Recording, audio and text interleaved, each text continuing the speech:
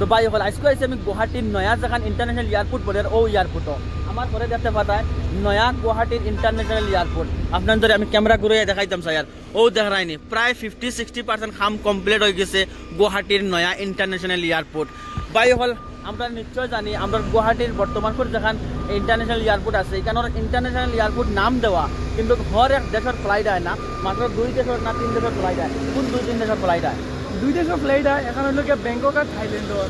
মানে নামে ইন্টারন্যাশনাল হয়েছে বাট ইন্টারন্যাশনাল ডোমেস্টিক হয়েছে ও যেখানে ইন্টারন্যাশনাল এয়ারপোর্ট দেখ রা এখান ধরো আপনার 1.5 বছর হয়েছে কাম চালু হওয়ার আরও ধরো 1 বছরের ভিতরে চালু হয়ে যাব জানা মতে 50% মানে কাম হয়েছে যে সময় ইন্টারন্যাশনাল এখান খোলা হইব তখন জানা মতে হর দেশ থাকি মানে ইন্টারন্যাশনাল যেটা ফ্লাইটে সব বনোয়া আইব তখন মানে কি আমরা যেগুলো মানুষ আমরা ধরো সাপোজ বায়া হইয়া যান মুম্বাই থেকে তখন ডাইরেক্ট কোনো ইয়া নাম্বার অন থেকে ডাইরেক্ট যাইবা দুবাই হোক সৌদি আরব হোক আর যত দেশ আছে মানে সব জায়গায় ডাইরেক্ট যাইবা এই সময় বায়া যাওয়া লাগতো না তখন সবর লাগি সুবিধা হইব আর আমরা লাগি খাস করে আমরা গাড়ি চালা হিসাবে ওলা ওপরত তখন মানে আমরা ভাড়াটা বেশি পাইমু তখন আইলা এয়ারপোর্ট যখন গিয়ে বোয়া লাগিলে বোয়া লাগতো না আবার লগে লগে ভাড়া পাইমু আর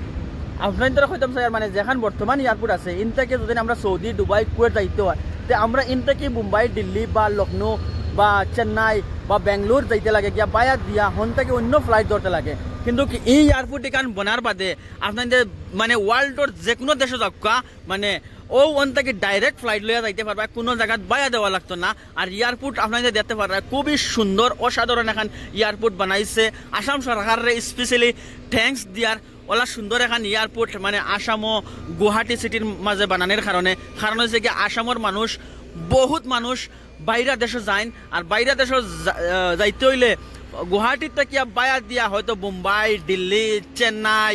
হতা জায়গা গিয়া মানে অন্য ফ্লাইট ধরিয়া যাইতে লাগে কিন্তু এখন থেকে মানে সুবিধা হয়ে যাব এই ফ্লাইট এখান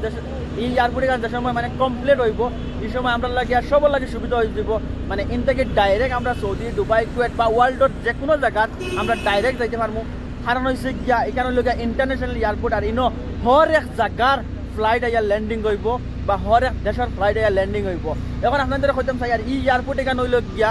গুয়াহাটির যেখান পুরান এয়ারপোর্ট আছে ওখান থেকে মাত্র 2 কিলোমিটার দূরই বানানি হয়েছে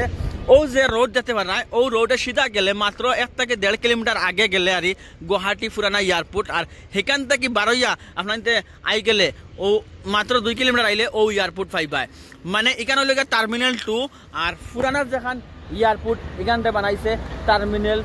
1 কিন্তু এই এয়ারপোর্ট বর্তমান তো কমপ্লিট হয়েছে না প্রায় 60% কাম কমপ্লিট হয়ে গেছে আর এখানেও আপনাদের যদি আইন তো ডাইরেক্ট ওদের আইন ফ্লাইওভার বানাইছে ডাইরেক্ট গাড়ি লই একদম ভিতরে এন্ট্রি করতে পারবা জেলা Mumbai airport same to same Mumbai এয়ারপোর্টের কপি করিয়া এই এয়ারপোর্টটা বানাইছে খুবই সুন্দর ওই যাব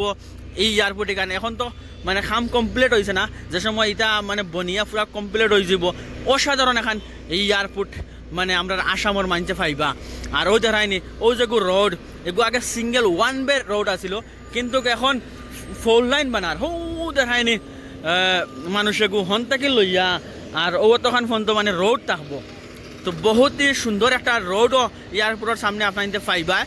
তো আজকে আইছিলাম তো ভাই মানে পুরা ডিউটি গেছি না বলে আপনাদের দেখাই যদি এই ভিডিওটা দেখি আপনাদের ভালো লাগছে তাহলে ভিডিওটা শেয়ার করে দিবা আর কমেন্ট করে জানাইবা সেখান থেকে দেখায়